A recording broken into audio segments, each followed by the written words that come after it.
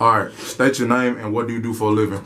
My name is Martin Luther King Jr. That's my real name, and I am a producer slash artist slash engineer, and I have my own production company called KS Productions. Okay. So first question is, um, so we all want to know like how did you get the name Martin Luther King Jr. and did your parents ever tell you how you got the name? Well, how it all began, well, with the whole situation that I'm in, my dad name is Martin Luther King Jr. Well, he was the junior before I was the junior. So when he became the senior, I was automatically the junior. But just from my father with the whole situation, like some people say that we all look alike and that I look like Martin Luther King Jr. And it's a possibility. But with that whole situation, I just felt like I don't know, you know what I'm saying, like they felt like it was a dream inside of us, you know what I'm saying, that they felt like, because with my dad, he's like a coder, you know what I'm saying, with thesis, and it's like a code company for like credit cards, this, that, and the other, 1001s, might be a 2, but, you know, with that just being said, like, that drive that we have for what we want to do and have a change, want to make a change through what we do. Okay. And where you from? I'm from Tuskegee, Alabama. Yeah, little old Skegee. Little Skegee, yep. So that brings me to my next question. What was it like growing up in Skegee? Growing up in Skegee, it was a life for real. Like, I'll say, it helped me be the person I am now.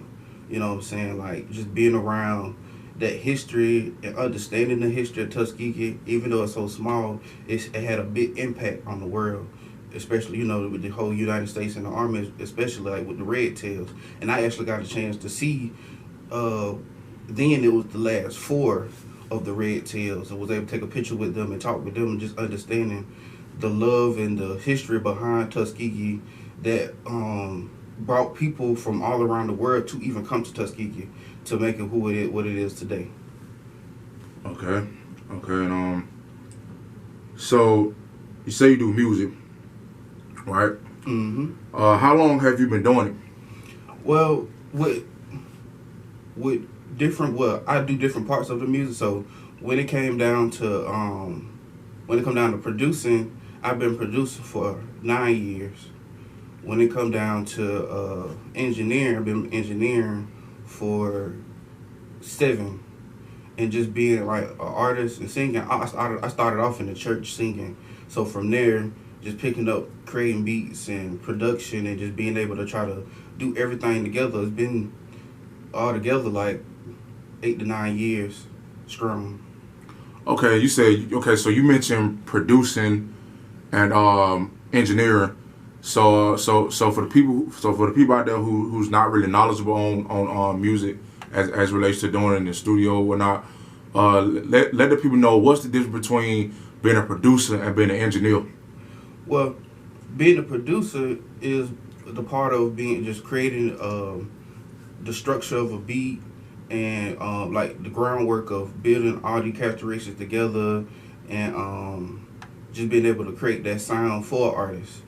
But the engineer is the person that runs the session. Like when that beat gets sent to the artist write, and then they book a session. The engineer is the person that mix and master the song, that makes sure the music is make sure the vocals and the music are nicely blended and they complement each other. Okay. And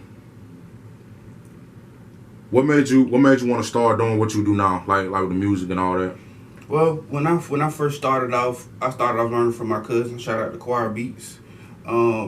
Just him in general. That's my cousin. Like he grew up playing with this group called the Alabama Spiritual. So the first thing I learned was the gospel chorus and that melody that comes from that's the root of gospel music. And just with him staying with us for the little time that he did. He had his own little studio set up in my room or whatever. So sometimes when he leave out to go do what he got to do or he making plays as well, I sit home working on his computer, like just trying to see, okay, I'm gonna see how to do this, and the other. And that's when I got introduced to the software called FL Studio, which is that does everything that you could possibly think of. Okay.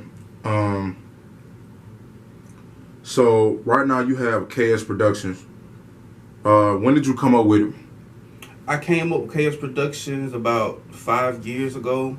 It was it started off with different names. Like the funniest name that I started off with was Sick Boy, and the reason it was Sick Boy is because the first time that my cousin introduced me to like making beats, this, that, and the other, I had the next day I had got sick, so I was able to stay. I stayed home, and I wasn't doing anything. So my family left the house, this, that, and the other. So I just stayed home working on beats. And after that first beat, my dad was like, "That's hard, that's a nice beat, this, that, and the other." They called me Sick Boy, and it went from Sick Boy to King Swagger because I was dripped out back then. I always acknowledge my swag, Yeah. I always try to stay clean and do my thing, but it went from King Swagger to King Sound, which translated into KS Productions.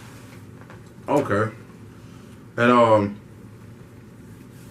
how many artists do you have on KS Productions, like with KS Productions, like the whole team? With KS Productions, it's like with the people in general that I grew up with, like the group I'll say that is like the founders with me with the artists that they founded with me with KS Productions. I'll say DSO Quinn and Yikes the Finessa. With them, what I'm saying, we all grew up in Tuskegee, but they from Shorter and Greenville and Union Springs. Like, we all came together, but we all went to school at Booker T. Washington High School, and that was the place that helped us to create and build what we wanted. And with that whole KS Productions has something under it, which is DSO, and it's like a movement, which means dope shit only. Like anything that we put out, if it's not hard, we'll redo it. Like we'll get it to a point where if we not messing with it and we not rocking with it, we'll keep going until we get it to where we need it to be. Okay. All right. Next question is, what other producers have you collaborated with? Other producers I have collaborated with will possibly be my cousin, which is Choir Beats. I've collided with DJ Smooth, or I've collided with like different producers on campus as well. Like what's his name? We call him King, but we all kings around here. But his last name is King, but he's a fire producer as well. He's an artist as well. But it's like just working with campus and just being able to work with the students as well was a good opportunity. Okay. So you're in a music fraternity called Phi Mu Alpha. Yes, sir. All right. Talk about that for a bit. Phi Mu Alpha Symphonic Fraternity of America is a fraternity that just overall is a fraternity that will help you to understand music and understand that with just the love of music will better, which is just the love of music and us combining together with brotherhood would make the music industry and the music in general great. Just with music in general, it makes the world go round. And with Phi Mu Alpha, what they do is they instill that leadership, that brotherhood, that guidance, that guiding other people to where they need to be, and understanding that you are the future and you are building for the future as well. Okay.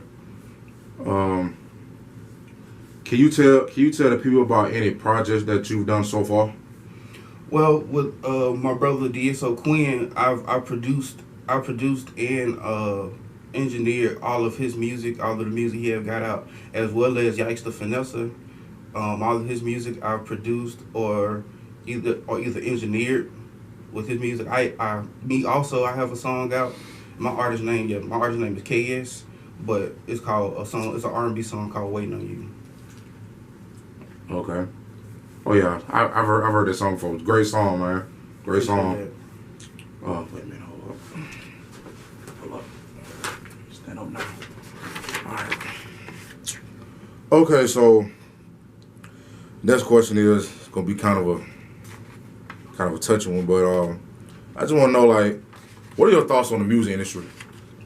My thoughts on the music industry is, with certain things you get in where you fit in, but in certain situations, if you believe in who you are and you believe in what you do, is ways to do it individually, and just being able to work with different independent labels and stuff like that. Like when it comes down to a record deal, like you got 360 deals, this, that, and the other. But if you do a 360 deal, that means you already have to be an artist that's already put music out, that's already got the hype. Because when record labels try to come get you or want to use you for their company, this, that, and the other, they go to you because they see something in you, or you already got the hype, and they just want to use that to keep them relevant.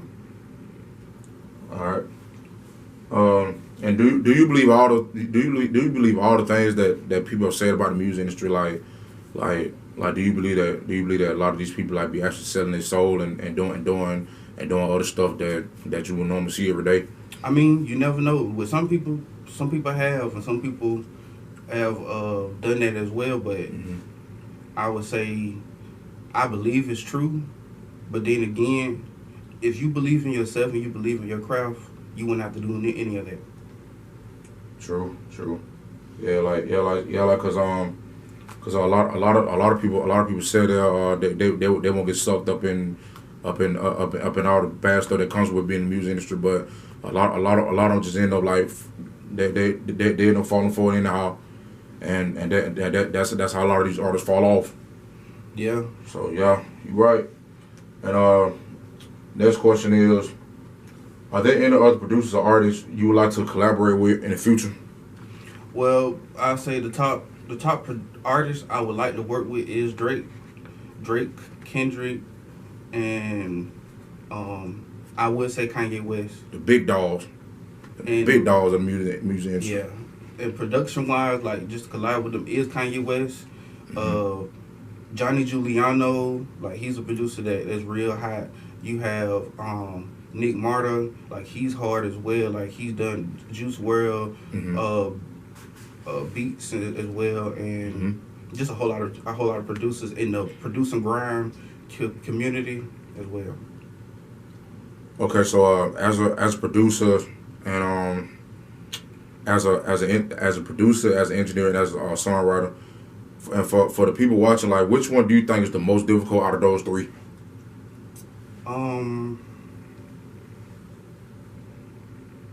It all depends. I say for me, it would be production, because when it comes down to production, you have to be able to persuade and get out how you feel in that record. Like when somebody hear your beat, you gotta be they gotta be able to feel who you are or understand who you are just by listening to your track. Okay, and also for the people out there that don't know how the music industry works, I wonder, like, because you probably keep with stuff like this, like, which one get paid the most, the artists or the producers? Like do you know? Or I'll say to the producer, but if you want the complete answer, neither one, because the record label get more money than the artist or the producer. But if you're not with a record label and you're independent, and you are like, either if you're an artist, like with the whole artist and producer situation, it all depends. Like if you're a dope lyricist, you're gonna automatically get a lot of money. You'll be able to fall into the category of ghostwriting or a songwriter for anyone. And then when it comes down to production, it's like you make a whole lot of beats, and if they like it, they like it. They don't, they don't. Okay. Another question is why do you think? Because a lot of people tend to put a negative connotation on having a ghostwriter. So like what's your thoughts on that? Like do you think that it's good or is it bad to have a ghostwriter? I mean, honestly, I feel like it's good because some people might not have the lyrics. They might not have the lyrics, but they have the voice. They have the image, and with the help of a songwriter, could boost someone from being okay. They look the part. They go from looking the part to being the part. You feel what I'm saying? Okay. And do you have any projects coming up with you or any of your artists? Well, coming up soon, it's an album by Youngster Vanessa called Bipolar Disorder, and y'all be on the lookout for that as well. I'll be putting out R&B album soon, so be on the lookout as well for that as well. Okay. What would you like to say to all the other upcoming artists and producers out there? Like what advice would you give them? Always be you and never defer from who you are, but always evolve with everything that's going on, especially with the music industry and just music in general. Okay. Hold on. Okay. All right. Good. All right. Who would you like to give a shout out to? I like to give a shout out to my pops, Martin Luther King Sr., because I would not be where I'm at today without his him being who he is, and just being able to grind so hard to be able to take care of his family. It's an inspiration for me to just continue to grind and continue to be who I am and continue to strive to change the world and make it a better place. All right. And make sure you give a shout out to yours truly, Sandburger TV. Oh yeah, most definitely, Sandburger TV. You know, he doing his thing. He gonna keep doing his thing. So be on the lookout. Oh yeah, for sure. And what kind of people follow you at? They can follow me on Instagram. They can follow me MLK Go Crazy. Anywhere beat stars. If you're looking for beats as well, MLK Go Crazy. KS Productions, and that's on Instagram, Twitter, Facebook, TikTok, everywhere. All right, man. Well, that's it for today, man. Appreciate your time, man. No problem, man. You know, it's always good to be in the presence of greatness. All right, man. Peace.